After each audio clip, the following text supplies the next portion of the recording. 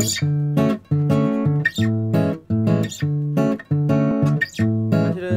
해외여행을 갔다 와도 어떤 곳은 굉장히 기억에 남고 어떤 곳은 기억에 안 남고 이런 경우들이 굉장히 많거든요. 근데 사실은 이게 인상 깊은 해외여행의 시작점은 해외여행 장소부터 나오는 것 같아요. 내가 어디를 가야지, 어디를 가고 싶다 이런 생각들을 해서 여행지 선정에서부터 나오는데, 저는 돌아보면 좀 가장 인상 깊었던, 또 가장 기대했던 여행지를 돌아보면 오히려 사람들이 많이 가는 그런 명소 이런 곳보다도 진짜로 낯선 곳, 아무도 잘 안 가는 곳 이런 곳들이 더 뜨는 경우들이 많더라고요. 제가 이제 여기 있는 아프리카 중에서도 수단 뭐 이런 곳이나 히말라야 뭐 이런 곳이나 뭐 알래스카 뭐 이런 곳도 갔던 이유도 사실은 정말로 낯선 곳이기 때문에 갔었거든요. 이 낯선 곳이 저에게 인상 깊었던 가장 큰 이유는 완전히 다른 세계였었던 거예요. 완전히 다른 세계라 하면 제가 이제껏 가지고 있었던 세계관들을 완전히 깨버리는 거죠.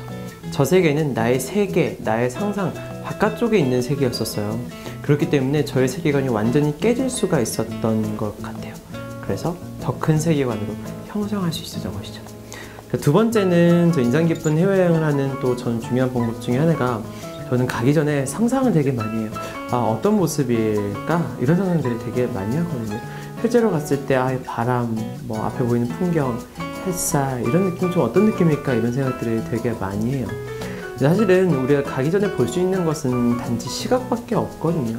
거기서 느껴지는 청각도 굉장히 다르고 햇살도 굉장히 다르게 느껴지고 뭐 촉각, 바람이 느껴지는 느낌, 거기 분위기 이런 것들은 굉장히 다르거든요.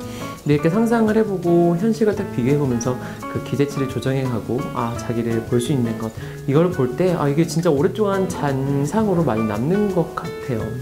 저도 이제 알래스카 갔을 때는 진짜 막 아름답고 막 광활한 대지 이런 것들을 생각했었는데 막상 가니까 또 그런 게 아닌 것도 되게 있더라고요. 그래서 빙하도 막 떠다니고 이런 모습 보면서 굉장히 다르봤었고, 히말라야 같은 경우도 너무나 춥고 막 정말로 막 설산 막 이런 걸 줄 알았는데 햇살이 많이 비치고 봄 같은 것도 있었고 비도 많이 오기도 하고 이런 거 보면서 되게 내가 상상했던 것과 다르더라. 근데 너무나 신기하게 내가 상상했던 것과 다른 게 되게 기억에 남더라고요. 인상 깊더라고요. 그래서 상상을 해보고 현실과 비교해보는 것, 이런 게 또 중요한 방법 중에 하나인 것 같습니다. 세 번째는 사실은 해외여행 가야지 이렇게 해서 가는 경우 되게 많아요. 여기 많이 가니까 가야지. 근데 이런 여행에서 조금 더 나아가면 되게 지적 갈망에서 비롯된 여행들이 되게 많이 있을 수 있어요. 단순히 이 장소를 가고 싶다는 게 아니라 내가 이 인물에 관심이 있는 거예요. 내가 괴테의 작품에 관심이 있었는데 작품을 많이 읽다 보니까 괴테의 생애가 궁금됐고, 그렇기 때문에 괴테의 생가가 가고 싶고, 생가를 갔더니 정말 이 나라는 어떤 환경이기 때문에 이런 문학가를 낳을 수 있었을까, 이런 것들을 보게 되면은 보고서 결과론적으로 여기를 가서 봐야겠다라는 생각이 나거든요.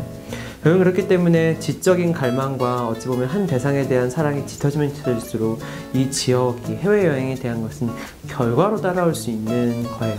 그래서 어느 하나에 대해서 정말 깊은 사랑을 하게 되고 더 알고 싶다는 생각을 하게 되면 그 지역에 대한 소망, 지역에 방문하겠다는 계획이나 결심까지도 당연히 이어질 수 있다고 생각합니다.